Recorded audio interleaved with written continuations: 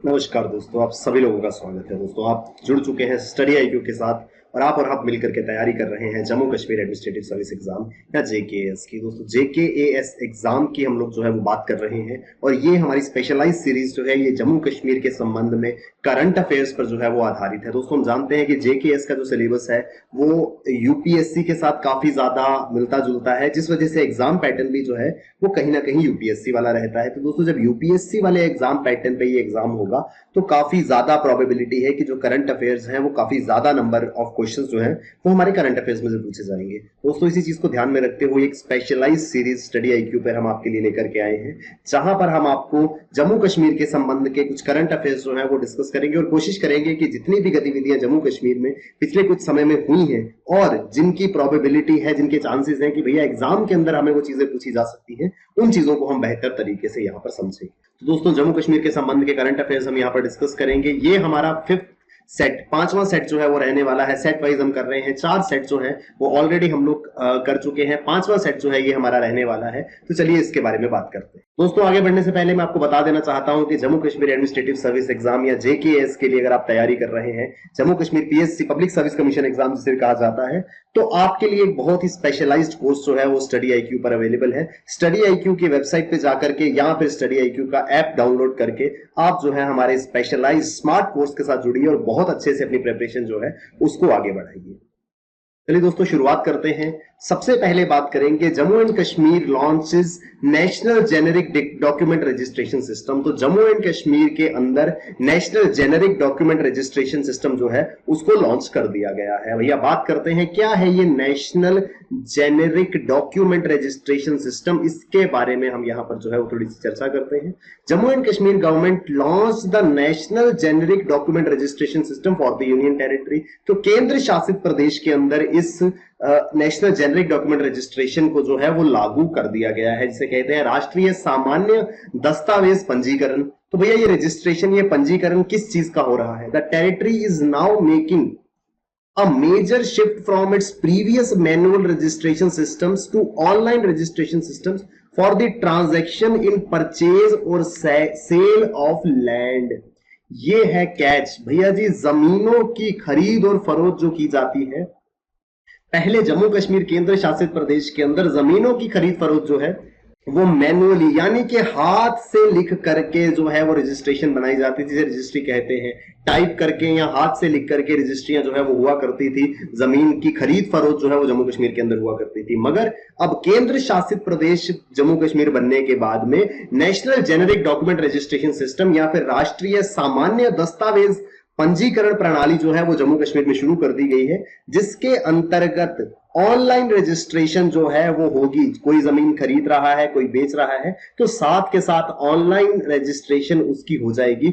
ये है हमारा national generic document registration system, जो कि हाल ही में जम्मू कश्मीर में लॉन्च किया गया है। इसके बारे में बात करते हैं। The system was generated by national informatic centre NIC. दोस्तों, एनआईसी द्वारा ऑलमोस्ट हमारे जितने भी गवर्नमेंटल लेवल पर जो सरकारी कामकाज जितने भी ऑनलाइन होते हैं वो कहीं ना कहीं उसमें एनआईसी का एक इंपॉर्टेंट रोल रहता है। तो उसी एनआईसी ने ये पूरा का पूरा जो जेनेरिक डॉक्यूमेंट रजिस्ट्रेशन सिस्टम है वो पूरा का पूरा बनाया है to address the diversity and variation that prevails across the states on accounts of formats, language, process and फॉर्मूले। किस तरीके से, किस भाषा में, किन आधारों पर, किन स्वरूपों में जो कि जमीनों की खरीद फरोख्त जम्मू कश्मीर के अंदर होती थी। तो कोई व्यक्ति जो है वो किसी पर्टिकुलर भाषा को नहीं समझता था, किसी पर्टिकुलर फॉर्मूले को नहीं जानता था, जिससे कि जमीन की खरीद या फरोख्त होती है, चाहे वो उसका रेवेन्यू रिकॉर्ड्स में उसकी वैल्यू निकालनी हो कि भैया जमीन कितने की है, कितना उस पर टैक्स या कर अदा करना होगा।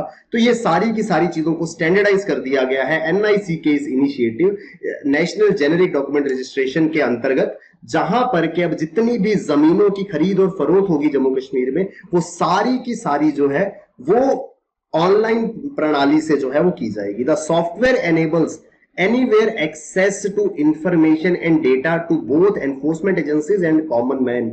बेस्ट चीज इसमें ये की गई है भैया जी, कहीं से भी दुनिया के किसी भी कोने में बैठे हैं आप, हिंदुस्तान के किसी भी कोने में बैठे हैं, अब आपको खुद चल करके जम्मू कश्मीर आने की जरूरत नहीं है। किसी भी प्रकार का जमीनी दस्तावेज, आपको लैंड रिकॉर्ड में कोई भी डॉक्यूमेंट आपको चाहिए, आप ऑनलाइन सॉफ्टवेयर की मदद से वो है वो प्राप्त कर पाएंगे। अभी तक इस सिस्टम को, इस प्रणाली को जो है वो पंजाब, राजस्थान और महाराष्ट्र के अंदर जो है वो लागू किया गया था। यानी कि पंजाब, राजस्थान और महाराष्ट्र में जो लैंड रेवेन्यू रिकॉर्ड्स है वो पूरे तरीके से ऑनलाइन है, और जितनी भी ट्रांजैक्शंस होती हैं in the sale and purchase of land वो ऑनलाइन पोर्टल्स के थ्रू ही होती हैं। तो अब जम्मू कश्मीर भी जो है वो उस लिस्ट में शामिल हो गया है। 6 more states and union territories such as Andaman and Nicobar Island, Goa, Bihar, Manipur, Jharkhand and Mizoram are moving towards this system. तो भैया अंडमान निकोबार, गोवा, बिहार, मणिपुर, झारखंड, मिजोरम जो है वो भी इस प्रणाली की ओर बढ़ना शुरू हो गए हैं कि भैया हम भी जो है इस तरीके का एक national generic document registration system बना करके पूरी की पूरी ट्रांजैक्शन जो है वो लैंड की उसको ऑनलाइन माध्यम से जो है वो पूरा उस प्रक्रिया को करेंगे। The National Generic Document Registration System was developed under a Digital India Land Records and Modernization Program। तो Digital India Land Record Modernization Program के अंतर्गत जो है ये पूरी की पूरी प्रणाली, ये पूरा का पूरा जो प्रोसेस है इसको किया गया था। तो भैया पूरे देश के अंदर लैंड रिकॉर्ड्स की जो है वो मॉडर्नाइजेशन, उनका आधुनिकीकरण जो है वो किया जा रहा है डिजिटल इंडिया प्रोग्राम के अंतर्गत। तो ये था ये पूरा का पूरा national generic document registration system.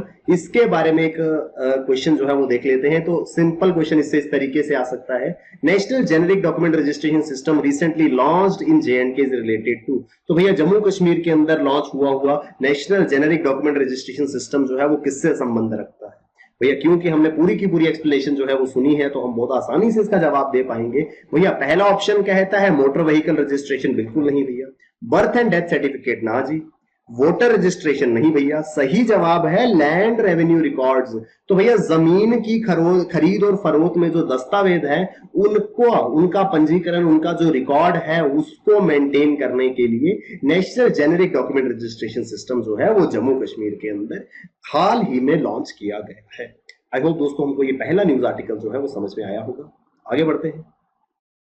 Back to village campaign launched in Jammu and Kashmir. हाल ही में दोस्तों जम्मू कश्मीर के अंदर एक बैक टू विलेज अभियान जो है वो चलाया गया था। तो इंपॉर्टेंट है, काफी ज्यादा चर्चा का विषय रहा है, काफी ज्यादा न्यूज आर्टिकल्स में देखा गया है ये बैक टू विलेज कैंपेन। तो बात करते हैं इस बैक टू विलेज कैंपेन के बारे में, क्या रहने वाला है, क्या करने वाला है ये back to village campaign. The back to village campaign was launched in Jammu and Kashmir. Jammu Kashmir में बैक टू विलेज कैंपेन जो है वो लॉन्च किया गया है। इट हैज 4 मेन गोल्स, 4 मुख्य उद्देश्य हैं इसके। टू एनर्जाइज दी पंचायत, पंचायतों को ऊर्जावान बनाना। भैया ऊर्जावान बनाना या एनर्जाइज से ये मतलब नहीं है कि पंचायत में जाकर के जो है वो करंट छोड़ देना है कि भैया एनर्जी आएगी। यानी कि पंचायत को जो है, panchayat should act as a medium for the redressal of the grievances of people. लोगों के, गांव के लोगों की जो शिकायतें हैं उन शिकायतों को जो है उनका निपटारा करने के लिए एक माध्यम के रूप में पंचायत को काम करना है। तो आगे आप समझेंगे किस तरीके से पंचायत जो है वो एक माध्यम बनेगा।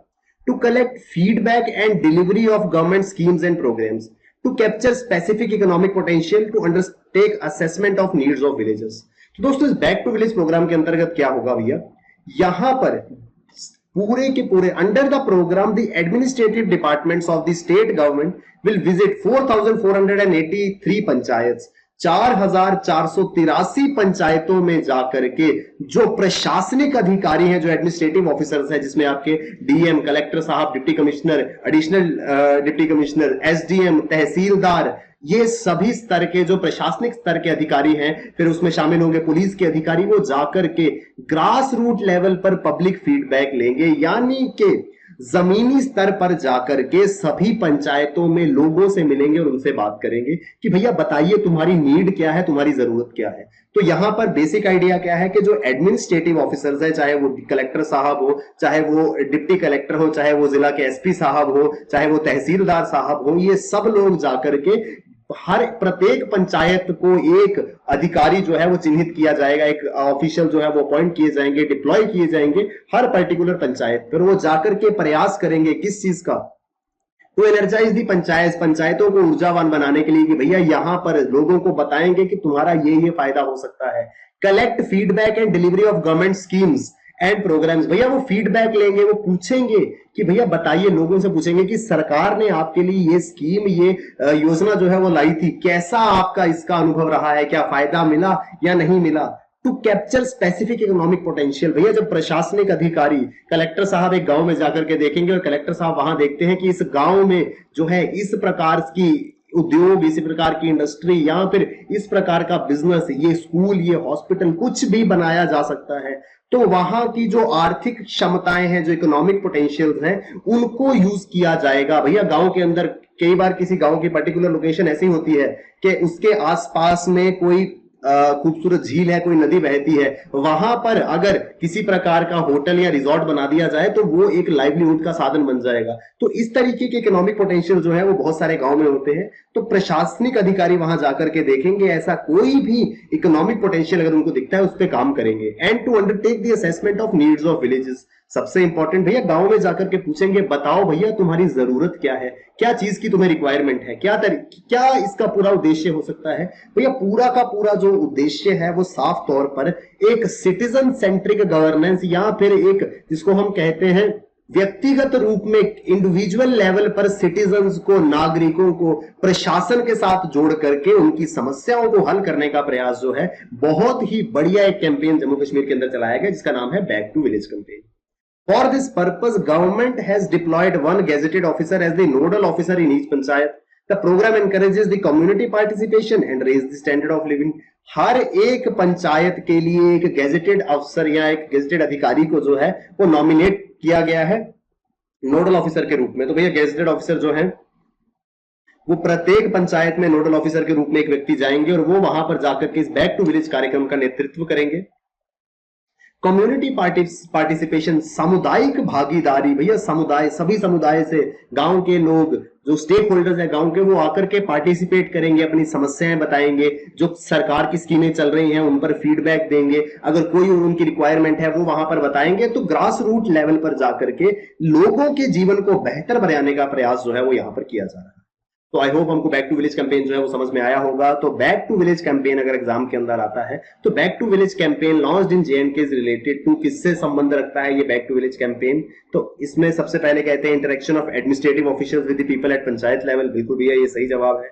Promotion of industry in development and rural areas, नहीं भैया जी, इंडस्ट्रियल डेवलपमेंट रूरल एरियाज की बात नहीं हुई। Campaign to stop urban to rural to urban migration, कहीं ना कहीं अगर किसी को तुक्का लगाना होगा या गेस करना होगा तो शायद वो इस ऑप्शन की तरफ जाएगा, बैक टू विलेज, यानी कि गांव वापस चलो। किन लोगों को गांव वापस बुलाया जाएगा? शायद जो लोग गांव छोड़ के चले गए हैं। तो कहीं ना कहीं उसको लग सकता है कि भैया ये सी ऑप्शन करेक्ट होगा, लेकिन भैया ये सी ऑप्शन भी करेक्ट नहीं है। Organising medical camps in villages, medical camps की तो बात हुई नहीं।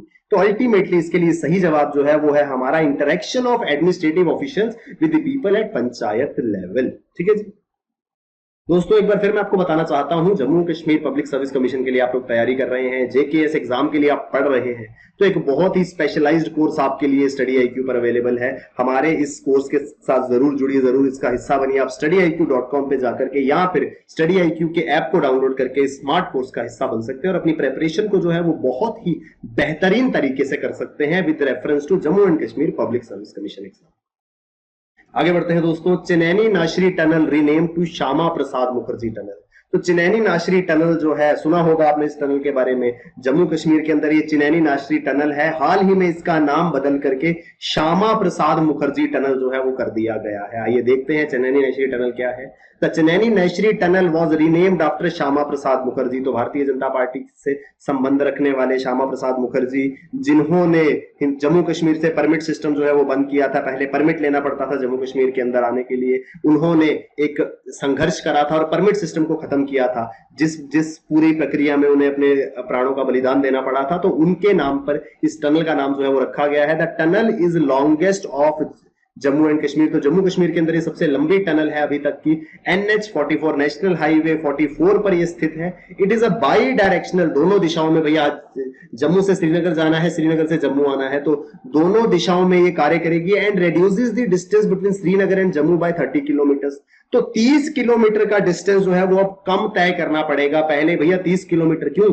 टेरेन कौन सा है भैया? जम्मू से श्रीनगर का रास्ता है पहाड़ी टेरेन है, पूरा का पूरा रास्ता पहाड़ों को काट करके बनाया जाता था। तो जो 30 किलोमीटर घूम करके जाना पड़ता था, अब इस एक टनल के माध्यम से वो 30 किलोमीटर का सफर जो है वो कम हो गया और ट्रेवल टाइम जो है वो 2 घंटे कम हो गया। The travel time is reduced in by 2 hours. The tunnel construction started in 2011 and it was completed in 2017. 2011 में जो है इस टनल का, इस सुरंग का काम जो है वो शुरू हुआ था। 2017 में ये कार्य जो है वो पूरा हुआ था और हाल ही में इस टनल का नाम बदल करके, पहले इसे चेनैनी नाशरी टनल के नाम से जाना जाता था, मगर हाल ही में इसका नाम बदल करके जो है वो श्यामा प्रसाद मुखर्जी टनल जो है वो रख दिया गया है। कुछ इस तरीके की हाईटेक फैसिलिटीज, आधुनिक टेक्निकों से लैस है ये पूरी की पूरी टनल। इस तरीके की ये दिखती है चेनैनी नाशरी टनल, जिसे अब नाम बदल करके श्यामा प्रसाद मुखर्जी टनल जो है वो जाना जाने लगा है। तो इसके संबंध में अगर सवाल आएगा तो कुछ इस तरीके से सवाल पूछा जा सकता है। Chenani Nashri tunnel of J&K has been recently renamed as, तो जम्मू कश्मीर की चेनैनी नाशरी टनल जो है उसको हाल ही में उसका नाम बदल करके क्या नाम दे दिया गया है? तो भैया उसको नाम दिया गया है क्या? अटल टनल नहीं, बिल्कुल नहीं। जवाहर टनल नहीं भैया। इंदिरा टनल नहीं भैया, बिल्कुल नहीं। तो उसको नाम दिया गया है श्यामा प्रसाद मुखर्जी टनल। तो श्यामा प्रसाद मुखर्जी टनल जो है वो चेनैनी नाशरी टनल का नाम बदल करके अब रख दिया गया है। आई होप दोस्तों यहां तक चीजें हमको क्लियर हो गई हैं। तो 3 न्यूज आर्टिकल्स को हमने यहाँ पे डिस्कस कर लिया है। आगे बढ़ते हैं दोस्तों। Ujh national multipurpose project Jammu and Kashmir, Ujh multipurpose project, Ujh बहुउद्देशीय परियोजना। अब ये उज्ज बहुउद्देशीय परियोजना क्या है जम्मू कश्मीर की, इसके बारे में बात करते हैं। Ujh multipurpose project is planned to fast track utilisation of India's rights under Indus water treaty. आसान भाषा में बता देता हूं भैया, जम्मू कश्मीर के कठुआ जिला में एक उज्ज नदी जो है वो बहती है। उस उज्ज नदी पर एक मल्टीपर्पज प्रोजेक्ट जो है वो लगाने की जो है वो कवायद चल रही है, कार्य उस पर किया जा रहा है। और इस प्रोजेक्ट के लगने से इंदुस संधि पर, जो इंडस वाटर ट्रीटी है या फिर इंदुस नदी पर जो जल संधि है पाकिस्तान और हिंदुस्तान के बीच में, उसके अंतर्गत मैक्सिमम यूटिलाइजेशन ऑफ वाटर जो इंडिया के हिस्से में आता है उसकी की जाएगी। The project will enhance the utilisation of water of eastern rivers allotted to India as per Indus water treaty. दोस्तों इंडस वाटर ट्रीटी के बारे में हम बात करेंगे। 6 नदियों का एक रिवर सिस्टम है, इंडस, सतलुज, चनाब, रावी, ब्यास और झेलम। ठीक है जी। तो इसमें से 3 नदियां जो है वो पाकिस्तान को दी गई हैं और 3 नदियां जो हैं वो जम्मू कश्मीर, माफ कीजिएगा, हिंदुस्तान को जो है वो दी गई हैं। तो भैया जी 3 नदियां जो वो कौन सी है उसके बारे में पहले हम बात कर रहे थे। The Indus system comprises of Indus, Jhelum, Chenab, Ravi, Beas and Sutlej. तो दोस्तों जो इंडस वाटर ट्रीटी है इसके अंदर 6 नदियां आती थी। 6 में से 3 नदियों का पानी जो है वो हिंदुस्तान उसका इस्तेमाल करेगा और 3 नदियों का पानी जो है वो पाकिस्तान के इस्तेमाल के लिए दिया गया है। तो भैया इंडस, झेलम और चनाब याद रखिएगा, इंडस, झेलम, चनाब जो है इसका वाटर यूटिलाइजेशन जो है वो पाकिस्तान को दिया गया है। रावी, ब्यास और सतलुज जो है वो इंडिया के हिस्से में है और हिंदुस्तान जो है वो बिना किसी रोक टोक के अनरिस्ट्रिक्टेड तरीके से रावी, सतलुज और ब्यास नदियों का पानी का इस्तेमाल जो है वो कर सकता है। Under the Indus water treaty signed between India and Pakistan in 1960, 1960 में ये इंडस जल संधि जो है वो भारत और पाकिस्तान के बीच में हुई थी। 3 नदियां Ravi, Sutlej and Beas shall be available for unrestricted use for India. तो बिना किसी रोक टोक के हिंदुस्तान जो है इनका इस्तेमाल करेगा। और दोस्तों इंपॉर्टेंट क्यों है, रावी नदी की ही एक सहायक नदी, ट्रिब्यूटरी ऑफ रिवर रावी। तो उज्ज नदी जो है is the tributary of river Ravi, वो रावी नदी की ही एक सहायक नदी या ट्रिब्यूटरी है जो कि जम्मू कश्मीर के कठुआ जिले से होकर के निकलती है। वहां पर एक बहुउद्देशीय परियोजना बनाने की कवायद जो है वो चल रही है, सो दैट इंडस जल संधि के अंतर्गत जो 3 नदियां हिंदुस्तान के हिस्से में आई हैं उन नदियों का भरपूर इस्तेमाल जो है वो किया जा सके। The project is plan to be constructed in Kathua district of Jammu and Kashmir on river Ujh. River Ujh is the tributary of Ravi river. तो 3 नदियां कौन सी थी, रावी, ब्यास और सतलुज। इसका इस्तेमाल इंडिया करेगा as per Indus water treaty of 1960। इस रावी रिवर का एक ट्राइब्यूटरी, एक सहायक नदी है उज्ज। उज्ज नदी पर जम्मू कश्मीर के कठुआ जिले में एक मल्टीपर्पज प्रोजेक्ट जो है वो बनाया जा रहा है। तो ये है भैया हमारी चौथी न्यूज आर्टिकल। आई होप अगर उज्ज संबंधित कोई भी सवाल जो है हमें आता है हम जवाब देंगे। एक क्वेश्चन जो है उसको देख लेते हैं। Consider the following statements related to Ujh multipurpose project. Ujh project is being constructed on Ujh river in district of Kathua district of Jammu and Kashmir. बिल्कुल भैया अभी हमने देखा, तो जम्मू कश्मीर के कठुआ जिले के अंतर्गत आने वाली उज्ज नदी पर ये प्रोजेक्ट जो है वो लगाया जा रहा है। Ujh is the tributary of river Sutlej. नहीं भैया नहीं, सतलुज की तो बिल्कुल नहीं है। किसकी है, रावी की है। और अभी हमने देखा कि रावी, ब्यास और सतलुज जो है उसका पानी हिंदुस्तान इस्तेमाल कर सकता है बिना किसी रोक टोक के। और रावी नदी की सहायक नदी ट्रिब्यूटरी ऑफ रावी उज्ज पर यह मल्टीपर्पज प्रोजेक्ट जो है वो बनाया जा रहा है। तो हमारी स्टेटमेंट 1 करेक्ट है, स्टेटमेंट 2 बिल्कुल करेक्ट नहीं है। तो हमारा इसमें सही ऑप्शन क्या होगा? Only 1 is correct. दोस्तों हमने 4 न्यूज आर्टिकल्स को जो है वो आज डिस्कस करा है। एक बार जल्दी से क्विक ओवरव्यू कर लेते हैं इन चारों का। तो सबसे पहले हमने बात की नेशनल जेनेरिक डॉक्यूमेंट रजिस्ट्रेशन की, जहां पर लैंड रिकॉर्ड्स को जो है वो डिजिटाइज किया जा रहा है जम्मू कश्मीर के अंदर। उसके बाद हमने बात करी बैक टू विलेज प्रोग्राम की। तो बैक टू विलेज प्रोग्राम जो है वो जम्मू कश्मीर के अंदर चलाया जा रहा है ताकि जो प्रशासनिक अधिकारी हैं वो ग्रास रूट लेवल पर जाकर के, जमीनी स्तर पे जाकर के लोगों से मिले और लोगों की समस्याओं को सुने, प्लस जितनी भी स्कीम, जितनी भी योजनाएं सरकार द्वारा लोगों की भलाई के लिए, लोगों के हित के लिए दी जा रही हैं उन पे फीडबैक लें।